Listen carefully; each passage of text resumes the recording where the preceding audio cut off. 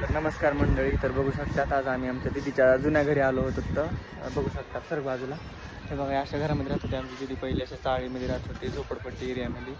म्हणजे घर चांगले होते. पण बघू शकतात दिदी आलेली. दिदी तूच सांगा आता इथं तुम्ही रूम का चेंज केलं? आलेलो आहेत आता घरकुल योजनेला. थोडं मोठं इथं राहायचो आम्ही. आता चिंचोळा घरकुल योजनेला आलेलो आहेत. आम्ही पहिले इथं राहायचो.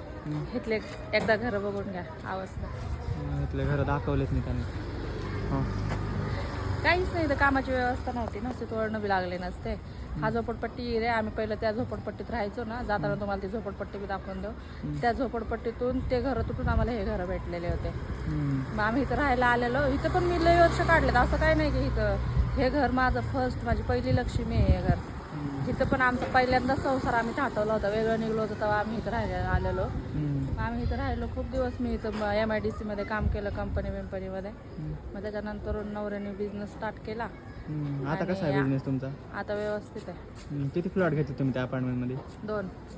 आणि हे आमचं सगळं आमच्या भाऊजीची मेहरबानी. पहिले त्यांच्या पैशाने त्यांनी आम्हाला एक घर घेतलं होतं. आणि त्या घरामध्ये आम्ही गेलेलो ना, तर आम्ही त्याचा 1 रुपया भरला नव्हता.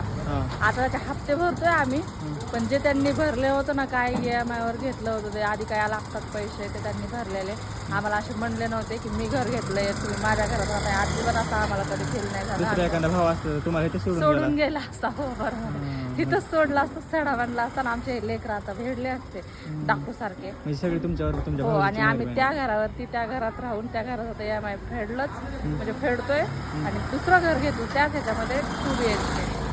म्हणजे फॅमिलीमध्ये एखादा माणूस असं बी असतंय की जेणेकरून नाही का ते एकाला नाही, तो एकटाच नाही सुधरत, सगळ्या घरदाराला, अख्ख्या घरदाराला घेऊन तो बी सुधारतो आणि त्याच्या पाठीमागे सगळ्यांना सुधरवतो.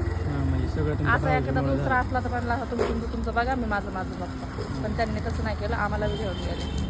माझं MIDC मधलं काम सुटलं, माझ्या नवऱ्याचं बी सुटलं आणि आम्ही आता तिकडं राहतोय आणि मग बिझनेस करतोय. चालतंय मग, चला आता.